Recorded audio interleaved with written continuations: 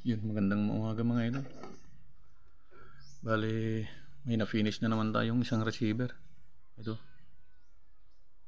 Siya mga idol.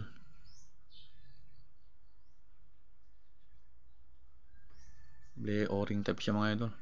Yan.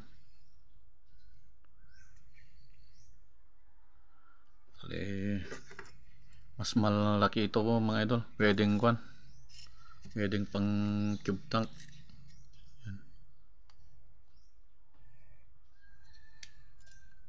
Ay, hindi pala tube tank. Yung slim na battle tank. Yung 50mm yung OD. Si mga idol. Bali, ipapadala natin ngayon.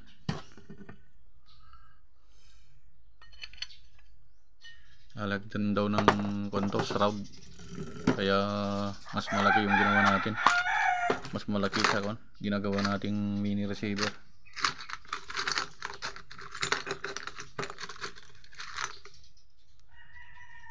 Ayun.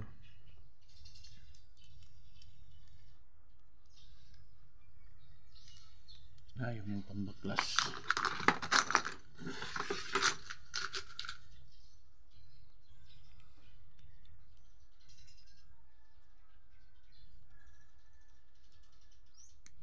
Nasa taas yung nito mga idol, yung lock ng barrel paghigpitan.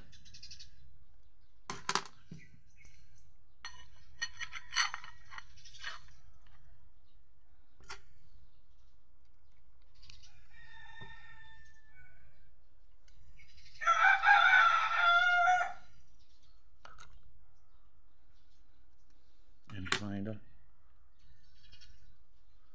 Bale, ito yung mga idol, sukat ng lalim ng yung pinaka center ng butas. Yun, pwedeng lagyan ng mga idol. 50 cm yung outer diameter na battle tank.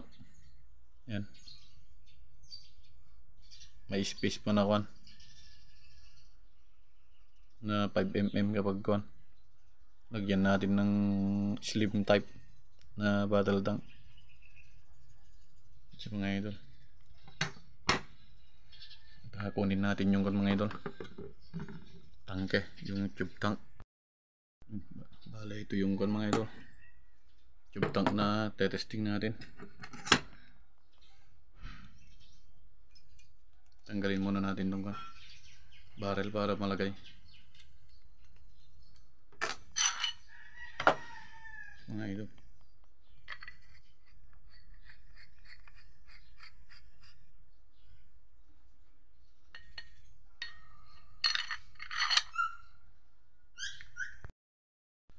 yun. Bale, ganito siya mga idol. Sukatin natin itong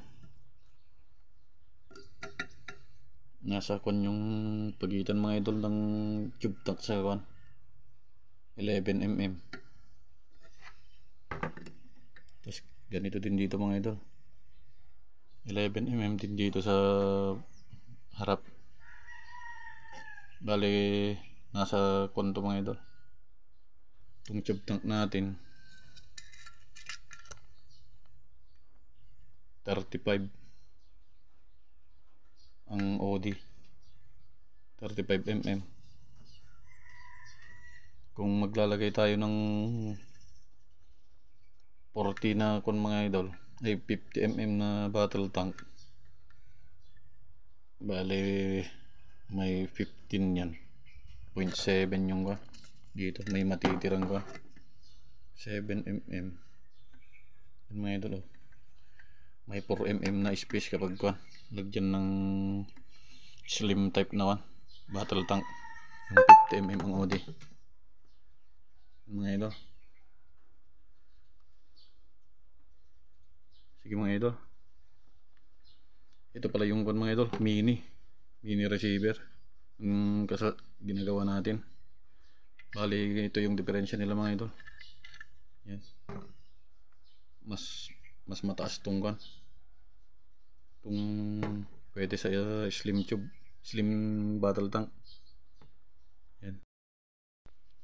Sige mga idol, sa susunod ulit na video